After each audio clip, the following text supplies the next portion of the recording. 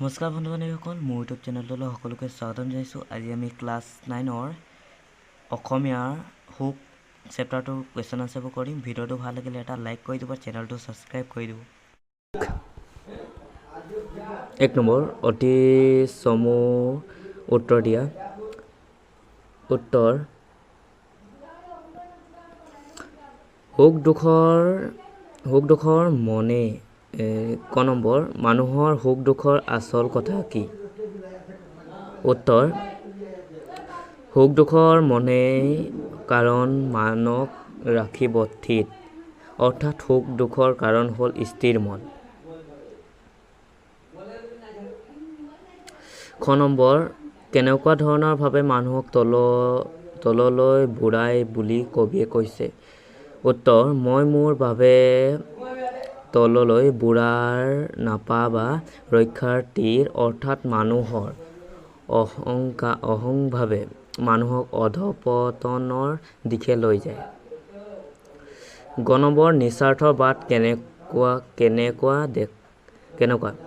উত্তৰ: নিস্বাৰ্থৰ বাট সেন্দুৰীয়ালি সুগন্ধি কুসুম ফুলে, অৰ্থাৎ নিস্বাৰ্থৱান মানুহৰ পত্ৰযাত্ৰা সদায় মসৃণ আৰু আনন্দমুখৰ হয়। ঘ নম্বৰ, কবি আনন্দচন্দ্ৰ আগৰৱালাক কিয় ভাঙনি কোঁৱৰ বুলি কোৱা হয়? উত্তৰ: আগৰৱালাই কেইবাটাও ইংৰাজী কবিতা অসমীয়া শুৱলাকৈ ভাঙনি কৰা বাবে তেওঁক ভাঙনি কোঁৱৰ আখ্যা দিয়া হৈছে। ঙ নম্বৰ, আপোন কৰিব পাৰিলে সংসাৰত দুখ নাই বুলি কবিয়ে ব্যক্ত কৰিছে? উত্তৰ: পৰক আপোন কৰিব পাৰিলে সংসাৰত দুখ নাই বুলি কবিয়ে ব্যক্ত কৰিছে। ছ নম্বৰ, কবিৰ মতে প্ৰকৃত সুখ কেনেকৈ পাব পাৰি? উত্তৰ: ধৰ্মত থাকি নিস্বাৰ্থভাৱে সকলোকে আপোন কৰি ল'ব পাৰিলে প্ৰকৃত সুখ পোৱা যায়। ২ নম্বৰ, কবিতাটোৰ মূল কথাখিনি নিজৰ ভাষাত লিখা। উত্তৰ: সুখ হৈছে মূলত মন বা শৰীৰৰ অনুভূত হোৱা তৃপ্তিকৰ অৱস্থা, মানসিক বা শাৰীৰিক সন্তুষ্টি। সুখ বিচাৰি মানুহ ব্যাকুল হ'লেও প্ৰকৃত সুখ পাবলৈ হ'লে মানুহৰ স্বাৰ্থ ত্যাগ কৰিব পাৰিব লাগিব, আনৰ কাৰণে খাটিব লাগিব বা আনৰ দুখত দুখী হ'ব পাৰিব লাগিব। সকলোকে আপোন কৰি ল'ব পৰা গুণেই মানুহ সুখী কৰে। নিস্বাৰ্থৰ মানুহবোৰ সুখী হয়। যিয়ে নিস্বাৰ্থ মনোভাৱেৰে এক সুন্দৰ জীৱন যাপন কৰে, সকলোৰে মাজত বিশ্বপ্ৰেমৰ বাণী বিলায়, আদৰ্শ জীৱনৰ গৰাকী হয়, তেওঁৰ বাবে কেতিয়াও ওৰ নপৰে বুলি কবিয়ে দৃঢ়তাৰে ব্যক্ত কৰিছে।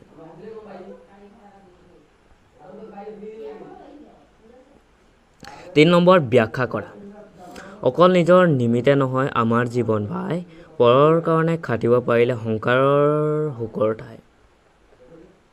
উক্ত কবিতাফাঁকি আমাৰ পাঠ্যপুথি অসমীয়া সাহিত্য চয়নিকা অন্তৰ্গত কবি আনন্দচন্দ্ৰ আগৰৱালাদেৱে লিখা হুক নামৰ কবিতাটোৰ পৰা তুলি দিয়া হৈছে।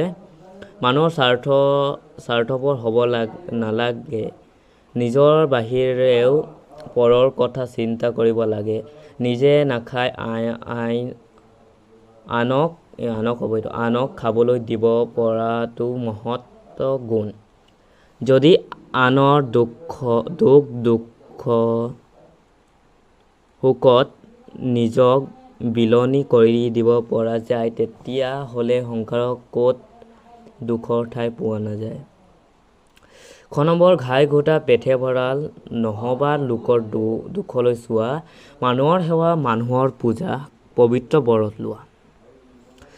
উত্তৰ: উক্ত কবিতাফাঁকি আমাৰ পাঠ্যপুথি অসমীয়া সাহিত্য চয়নিকা অন্তৰ্গত কবি আনন্দচন্দ্ৰ আগৰৱালাদেৱে লিখা হুক নামৰ কবিতাটোৰ পৰা তুলি দিয়া হৈছে।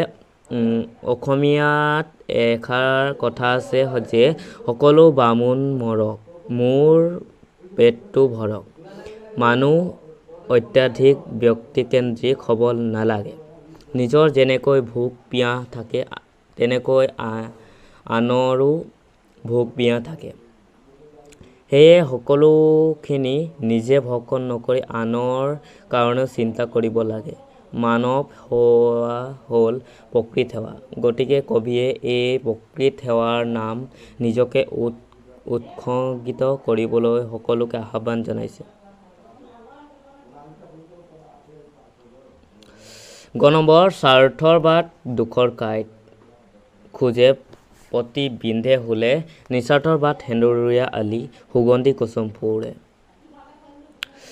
উক্ত কবিতাফাঁকি আমাৰ পাঠ্যপুথি অসমীয়া সাহিত্যৰ চয়নিকা নতুন অন্তৰ্গত কবি আনন্দ চন্দ্ৰ আগৰৱালাদেৱে লিখা হুক নামৰ কবিতাটোৰ পৰা তুলি দিয়া হৈছে। নিস্বাৰ্থৰ মানুহৰ বিপদ অনেক।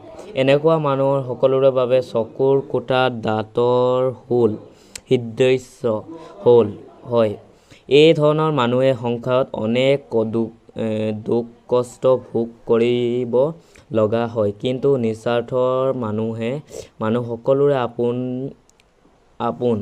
এই ধৰণৰ মানুহৰ বাবে সংসাৰ পথত বাধা বিঘিনি নাথাকে। যিপিনেই গতি কৰে সিপিনে জয় জয় ময়। ভাষা বিষয়ক 1 নম্বৰ উদাহৰণটো চাই বাকীকেইটা কৰা। আপোন হ'লে পৰ হ'ব, তাৰপিছত দুখ হ'লে সুখ হ'ব, স্বাৰ্থ হ'লে নিস্বাৰ্থ, অভাৱ হ'লে উভয় নদী আৰু সন্তোষ হ'লে অসন্তোষ।